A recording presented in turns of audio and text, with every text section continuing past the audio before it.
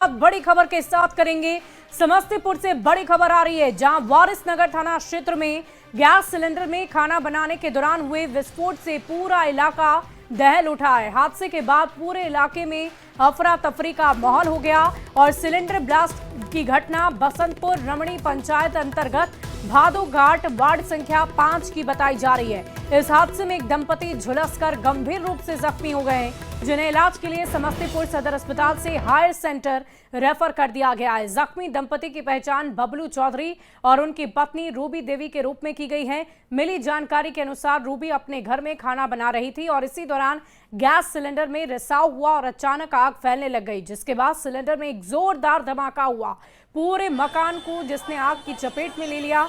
स्थानीय ग्रामीणों के द्वारा आग पर काबू पाने की भरपूर कोशिश की गई, लेकिन उनका प्रयास विफल रहा, नाकाफी साबित हुआ। बाद में अग्निशमन की टीम मौके पर पहुंची और कड़ी मशक्कत के बाद आग पर काबू पाया गया। इस हादसे में घर में रखे सारे सामान जलकर राख हो गए हैं। बताया जा रहा है कि लाखों की संपत्ति का नुकसान हुआ है। वारिसनगर थाना की पुलिस मौके पर पहुंची और जांच में जुट गई है।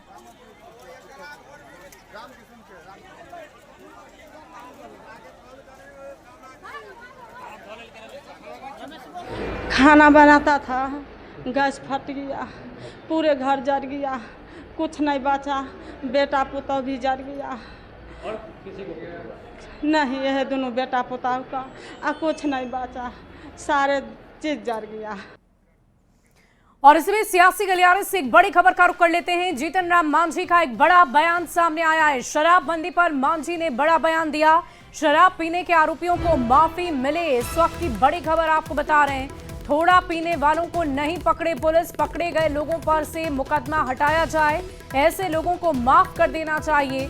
सरकार से माफ कर देने की अपील जीतन राम मांझी ने की है। पुलिस पर अपना पाप छिपाने का आरोप लगाया है और बड़े माफिया को पुलिस नहीं पकड़ती है, ये भी आरोप जीतन राम मांझी ने लगाए हैं। बड़े माफिया पर कार्रवाई होनी चाहिए। बड़ी खबर आपको बता रहे हैं सियासी गलियारे से, जहां जीतन राम मांझी ने बिहार में शराबबंदी को लेकर एक बार फिर से अपना बड़ा बयान दिया है। उन्होंने कहा है कि शराब पीने के आरोपियों को माफी मिले, थोड़ा पीने वालों को ना पकड़े पुलिस, ऐसा बयान उनकी तरफ से दिया गया।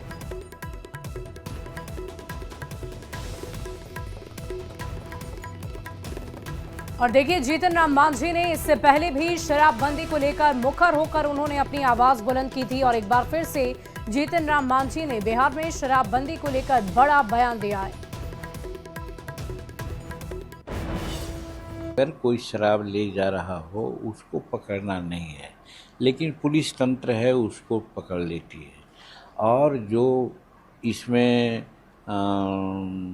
हजारों लाखों लीटर लोग बनाते हैं, चोरी कर रहे हैं, तस्करी कर रहे हैं, वैसे लोगों को पकड़ने की जहाँ तक बात आती है उसमें सघन अभियान होना चाहिए और वैसे लोगों को पकड़ना चाहिए। और ये बात हमारी है कि जब तीसरी समीक्षा में नीतीश कुमार जी ने कहा कि पीने के नाम पर अगर कोई ले जा रहा हो थोड़ी मात्रा में, तो उन लोगों को नहीं पकड़ना चाहिए। तो यदि पकड़ लिया गया है, कोई केस हो गया है, तो वैसे केस को चुनाव के पहले उनको हटा देने के लिए, माफ़ करने के लिए घोषणा करना चाहिए, ऐसा मैं मानता हूँ। मानते हैं कि जो लोग गरीब जो जेल में बंद हैं उन्हें राहत मिलनी चाहिए। नहीं, गरीब की बात आप कह रहे हैं, हम कह रहे हैं कि जो पीने के लिए कोई भी ले जा रहा हो और उसको पकड़ा गया हो, क्योंकि तीसरी समीक्षा में बात कही गई है कि पीने के नाम पर अगर कोई ले जा रहा हो उसको, या पी करके भी आ रहा हो, गरीब मजदूर टाइप के लोग हैं, उसको जेल नहीं भेजना है। लेकिन पुलिस तंत्र लोग उसको भी जेल भेजा है, वो अपना पाप छिपाने के लिए कि बड़े बड़े तस्करों को वो छोड़ दे रहा है और गरीब को पकड़ करके जेल भेज दे रहा है, या कानूनी कार्रवाई करके अपना एक खाता पूरा करना चाहता है कि हमने ये कार्रवाई की। इस चीज़ को नीतीश कुमार को समझ लेना चाहिए और समझ करके अपनी तीसरी समीक्षा जो उन्होंने किया है उसके अनुरूप जिसी पर कार्रवाई हुई है और साधारण पीने पर या छोटा मात्रा में ले जाने पर, तो उस केस को उठा लेना चाहिए चुनाव के पहले, मैं ये कहना चाहता हूँ। और देखिए, जीतन राम मांझी के बयान पर पलटवार उत्पाद मंत्री रत्नेश सदा ने किया है। जीतन राम मांझी को नसीहत दे डाली है। मांझी को सोच समझकर बोलना चाहिए। बड़ी खबर आपको बता रहे हैं, रत्नेश सदा का पलटवार। जीतन राम मांझी के बयान पर पलटवार। उत्पाद मंत्री रत्नेश सदा ने पलटवार किया है। तत्कालीन पूर्व मुख्यमंत्री हैं और शीर्ष नेतृत्व पर है, एक दल के नेता है उनको देख सुनकर विचार करना चाहिए। जो अभी वर्तमान परिस्थिति है, उस परिस्थिति में हमको क्या बोलना चाहिए, नहीं बोलना चाहिए। और देखिए, इधर इंडिया गठबंधन में सीएम फेस पर एक बार फिर कांग्रेस बिहार प्रभारी कृष्णा अल्लावरू ने बड़ा बयान दिया है। उन्होंने फिर दोहराया कि बिहार की जनता मुख्यमंत्री का चेहरा तय करेगी। सीट शेयरिंग को लेकर यह भी कहा कि सीट शेयरिंग पर बातचीत अच्छी तरह से चल रही है और हर बैठक में ज्यादा से ज्यादा सीट क्लियर करने की कोशिश की जा रही है। नए अलायंस पार्टनर को लेकर कृष्णा अल्लावरू ने कहा कि कोई भी गठबंधन क्यों ना हो, किसी भी प्रदेश में हो, किसी भी देश में हो, अगर नए अलायंस पार्टनर जुड़ेंगे तो मौजूदा पार्टनर्स उनको थोड़ा थोड़ा त्याग तो करना ही पड़ेगा। मंत्री चेहरा बिहार का है और बिहार की जनता तय करेगी। आप रुक के देखिए, आप हड़बड़ी की में क्यों है? चिंता मत करिए, सब कुछ ठीक चलेगा। सीट शेयरिंग पे बातचीत अच्छी तरह चल रही है और हर बैठक में ज़्यादा से ज़्यादा सीट क्लियर करने का प्रयास हो रहा है। हम संतुष्ट हैं और मुझे लगता है कि आने वाले दिनों में उस पर अच्छी प्रोग्रेस दिखेगी। कोई भी गठबंधन हो, किसी भी प्रदेश में हो, किसी भी देश में हो, अगर नए अलायंस पार्टनर्स जुड़ेंगे तो जो मौजूदा पार्टनर्स हैं उनको थोड़ा थोड़ा तो सैक्रिफाइस करना ही पड़ेगा। और देखिए, आरजेडी की चुनाव आयोग में हुई बैठक के बाद सांसद मनोज झा ने बड़ा बयान दिया है। तेजस्वी को सीएम फेस घोषित किए जाने पर उन्होंने कहा कि बिहार की जनता तय कर चुकी है, खुद तेजस्वी भी इसे बदल नहीं सकते हैं। उन्होंने ये भी कहा कि हर दल का एक टाइमलाइन होता है और समय आने पर उनके नाम की घोषणा भी कर दी जाएगी। अगली खबर आपको वैशाली से बताएं, जहां तेज प्रताप यादव मंगलवार को अपने छोटे भाई तेजस्वी यादव के क्षेत्र यानी कि राघोपुर विधानसभा क्षेत्र पहुंचे। तेज प्रताप ने बाढ़ पीड़ितों का दर्द महसूस किया और उनके बीच राहत सामग्री का सामान भी वितरण किया गया। तेज प्रताप यादव अपने साथ सूखा राशन लेकर पहुंचे, जहां बाढ़ पीड़ितों के बीच इसका वितरण हुआ। इस दौरान तेज प्रताप यादव ने बताया कि सरकार पूरी तरीके से फेल है। बाढ़ पीड़ितों को इस दुख की घड़ी में हम मदद करने के लिए पहुंचे हैं। इस दौरान तेज प्रताप यादव ने अपने छोटे भाई तेजस्वी यादव को नसीहत भी दी कि बाढ़ राहत को लेकर तेजस्वी यादव पर निशाना साधते हुए कहा कि उन्हें भी यहां आना चाहिए। टीम तेज प्रताप के माध्यम से हम यहाँ पे आए और लोगों को जो मुहैया कराना होता है, जो जितना भी मन पर हम करने लगे, जबकि ये सरकार का काम है और सरकार हाथ पे हाथ धर करके बैठी हुई है। दिन आए थे इस क्षेत्र में, लेकिन बाढ़ पीड़ितों से मिले नहीं और चले गए। देखिए, उनका क्षेत्र है, उनको आना चाहिए और देखना चाहिए अपने क्षेत्र के लोगों को, लेकिन हमको लोगों ने बुलाया और हम बाढ़ को भी आने चाहते हर तरीके से। बड़े भाई के नाते कुछ सुझाव देना चाहे कि तेजस्वी यादव जी को बाढ़ क्षेत्र में आने का सुझाव अनुभवी है, उनको खुद आना चाहिए विधायक। और देखिए, तेज प्रताप यादव परिवार और पार्टी से अलग होते ही झटके पर झटके दे रहे हैं। उन्होंने राघोपुर में तेजस्वी यादव पर बाढ़ परिवारों को मदद नहीं करने को लेकर सवाल खड़े किए, जिस पर एनडीए नेताओं ने तंज कसा। और देखिए, तेज प्रताप यादव की तस्वीरें भी आप देख पा रहे होंगे कि कैसे तेज प्रताप यादव उस विधानसभा क्षेत्र में पहुंचे जो उनके छोटे भाई यानी तेजस्वी यादव का विधानसभा क्षेत्र है और वहां पर बाढ़ पीड़ितों की मदद करते हुए नजर आए। उठापटक शुरू हुई है। लालू जी के परिवार में खींचतान कोई नई बात नहीं है। कभी तेजस्वी जी को अर्जुन बना, खुद उनका सारथी बनने वाले तेज प्रताप अब तो खुद तेजस्वी जी की बधिया उधेड़ने में लगे हैं। अब तेजस्वी जी को दिन में ही तारा दिखाई दे रहा होगा। महागठबंधन में उनके नाम पर फैसला नहीं हो सका। परिवार के लोग भी जनता के बीच जाकर उनका विरोध कर रहे हैं। माननीय तेज प्रताप यादव ने ठीक ही कहा है कि राघोपुर के विधायक राघोपुर के बाढ़ पीड़ित जनता के बीच कभी नहीं जा रहे हैं। पिछले 2 विधानसभा चुनाव से राघोपुर की महान जनता ने तेजस्वी यादव को उनको अपना प्रतिनिधि चुना, लेकिन प्रतिनिधि वैसे प्रतिनिधि जो संकट के समय उनका काम नहीं आए, ऐसे प्रतिनिधि को आसन्न विधानसभा चुनाव में राघोपुर की महान जनता इस बार सबक सिखाने का काम करेगी। और देखिए, तेज प्रताप यादव परिवार और पार्टी से अलग होते ही झटके पर झटके दे रहे हैं और इसी मद्देनजर हमने आपको उनका बयान भी सुनवाया और साथ ही साथ सत्ता पक्ष के लोगों का भी बयान आपने सुना। बढ़ते आगे, बिहार चुनाव को लेकर केंद्रीय मंत्री पीयूष गोयल ने एक बड़ा बयान दे डाला है। पटना पहुंचे पीयूष गोयल ने कहा कि नीतीश कुमार के नेतृत्व में ही बिहार में एनडीए की सरकार बनेगी। उन्होंने विपक्षी गठबंधन पर निशाना साधा। इंडिया गठबंधन में सीएम फेस के सवाल पर पीयूष गोयल ने ये कहा है कि विपक्ष अपने सीएम फेस की घोषणा करें ना करें, इससे कोई फर्क नहीं पड़ता। नीतीश कुमार के चेहरे के सामने विपक्ष का कोई भी चेहरा नहीं टिकेगा। उन्होंने कहा कि विपक्ष ने अभी से ही अपनी हार मान ली है और चुनाव में हार के बहाने भी ढूंढने शुरू कर दिए हैं। नीतीश जी के नेतृत्व में पुनः एक बार एनडीए की सरकार जनता के आशीर्वाद से, जनता के सहयोग से बिहार में स्थापित करने के लिए मैदान में उतरे हैं। खड़ी झूठे और इसे सकारात्मक और विश्वास भरे प्रधानमंत्री मोदी और मुख्यमंत्री नीतीश कुमार जी के नेतृत्व में बिहार आगे बढ़ रहा है, देश आगे बढ़ रहा है। विपक्ष पूरी तरीके से फेल हो चुकी है, विपक्ष दिशाहीन है। अब तो उन्होंने अपना चुनाव हारने का भी सच्चाई समझ ली है, अब कारण ढूंढ रहे हैं किसके ऊपर हारने का कारण थोप सके। मुझे लगता है कि वो सीएम फेस अनाउंस करे या ना करे, नीतीश जी के फेस के सामने कोई खड़ा नहीं।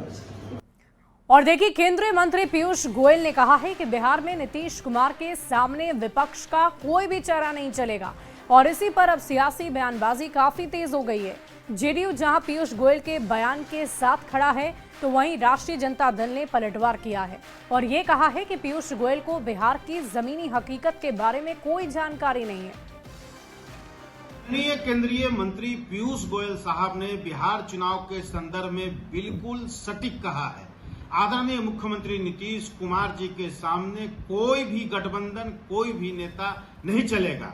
ऐसे गठबंधन के नेताओं के हाथ में बिहार का शासन नहीं जा सकता है और आदरणीय मुख्यमंत्री नीतीश कुमार जी अपने 2 दशकों के सफलतम राजकाज में बिहार की जनता के लिए काम किया है। देखिए, बीजेपी के एनडीए के नेता दिवा स्वप्न देख रहे हैं। तेजस्वी सरकार बिहार की जनता बनाने जा रही है और डबल इंजन की ये खटारा, निकम्मी, नकारा सरकार को हटा रही है। इस बात का समझ एनडीए नेताओं को है, इसलिए केंद्रीय मंत्री आदरणीय पीयूष गोयल जी बिहार की जमीनी हकीकत से वाकिफ नहीं है। वहीं आरजेडी के पूर्व पंचायती राज जिला अध्यक्ष राजकुमार उर्फ आला राय की गोली मारकर हत्या किए जाने से उनके समर्थकों में गजब का आक्रोश और मायूसी है। परिवार वालों के साथ ही स्थानीय लोग इस वारदात के पीछे की वजह या तो राजनीतिक साजिश या जमीन कारोबार में दुश्मनी मान रहे हैं। परिवार के लोगों ने यह बताया कि राजकुमार राय इलाके में काफी चर्चित थे और उन्हें लोगों का जन समर्थन था। वो इस बार राघोपुर से निर्दलीय चुनाव लड़ने की तैयारी में थे, लेकिन उससे पहले उनकी हत्या कर दी गई। वहीं राजकुमार राय के भाई ने भी ये बताया है कि साल 2019 में जमीन को लेकर विवाद हुआ था, जो केस अब तक चल रहा है और कुछ दिन पहले कुछ लोगों के खिलाफ राघोपुर में उन्होंने सनहा भी दर्ज कराया था। हालांकि पुलिस हत्या की असली वजह को तलाश रही है। तो जमीन विवाद या सियासी साजिश, इस बीच में पुलिस की तरफ से लगातार जांच पड़ताल जारी है। कुछ बयान परिवारजनों की तरफ से भी दिए जा रहे हैं और इसी बीच खबर तो ये भी थी कि ये चुनाव लड़ना चाह रहे थे और इसी बीच हत्या हो गई। हत्या की वजह बहुत सारी बताई जा रही है, कहीं जमीन विवाद तो कहीं आपसी दुश्मनी, लेकिन पुलिस फिलहाल इस मामले की जांच पड़ताल में जुटी है कि आखिर किस वजह से इनकी हत्या की गई। कमर के ऊपर साइड है।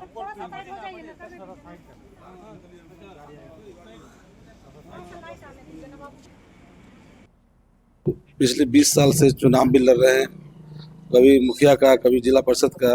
इस बार निर्दलीय विधायक के लिए तैयारी कर रहे थे और कुछ जमीन का भी कारोबार करते हैं।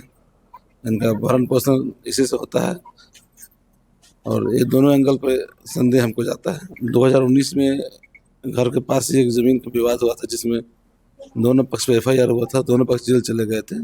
वो विवाद अभी तक चल रहा था, जिसका केस न्यायालय में लंबित है और हम लोग न्यायालय पर भरोसा के कारण कोई कदम नहीं उठा रहे थे।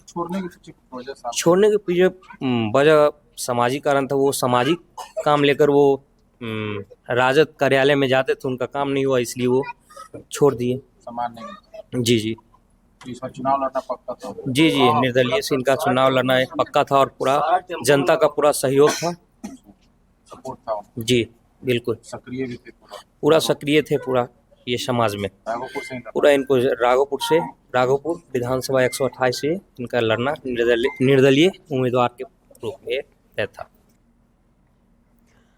और इसी बीच इस पूरे मामले पर डिप्टी सीएम सम्राट चौधरी का बड़ा बयान सामने आया है। राजकुमार राय की हत्या पर उन्होंने बड़े सवाल खड़े कर दिए हैं। राघोपुर में हत्या होने से किसको लाभ हुआ, ये सबको पता है। चुनाव लड़ने वाले उम्मीदवार की हत्या हुई है, राजकुमार राय की मौत से किसको फायदा मिलेगा, ये एक बड़ा सवाल है। गहराई से इसकी सरकार जांच करेगी कि आखिर हत्या क्यों की गई।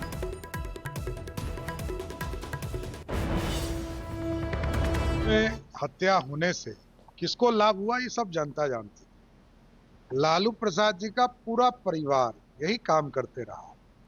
लालू जी का पूरा परिवार हत्यारों को, अपराधी को संरक्षण देते रहा और मैं पूर्ण रूप से यह स्पष्ट तौर पर कहता हूं कि राघोपुर में यदि राघोपुर से जुड़ा हुआ कोई कैंडिडेट की हत्या हो रही, इसकी पूर्ण जांच होगी और इस पर कार्रवाई होगी।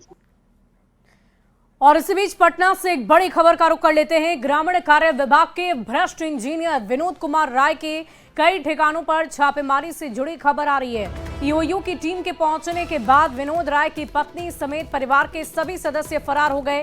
काफी देर तक ईओयू की टीम घर के बाहर इंतजार करती रह गई, लेकिन घर से कोई भी बाहर नहीं निकला। बाद में ईओयू की टीम ने बड़ी कार्रवाई करते हुए विनोद कुमार राय के घर को सील कर दिया है। अब कोर्ट से वारंट मिलने के बाद ही आगे की कार्रवाई की जाएगी। पटना स्थित आवास को सील कर ईओयू की टीम वापस लौट गई है। आपको बता दें कि भ्रष्टाचार के एक मामले में पहले से ही विनोद राय की पत्नी आरोपी है और पुलिस उसे गिरफ्तार करना चाह रही है। समस्तीपुर में भी विनोद कुमार राय के कई ठिकानों पर छापेमारी की गई। ईओयू की कार्रवाई अब तक खत्म नहीं हुई है। समस्तीपुर के आदर्श नगर और हसनपुर स्थित पैतृक गांव खरियाही में छापेमारी चल रही थी। छापेमारी खत्म होने के बाद ईओयू की टीम पटना लौट आई, जिसके बाद आवास पहुंची और वहां से परिवार के सभी लोग फरार हो गए। और इसी बीच मुजफ्फरपुर से एक बड़ी खबर का रुख कर लेते हैं। शिक्षा विभाग के डिप्टी डायरेक्टर के घर रेड खत्म हो गई है। तिरहुत प्रमंडल के उप निदेशक वीरेंद्र नारायण के घर पर रेड खत्म हुई।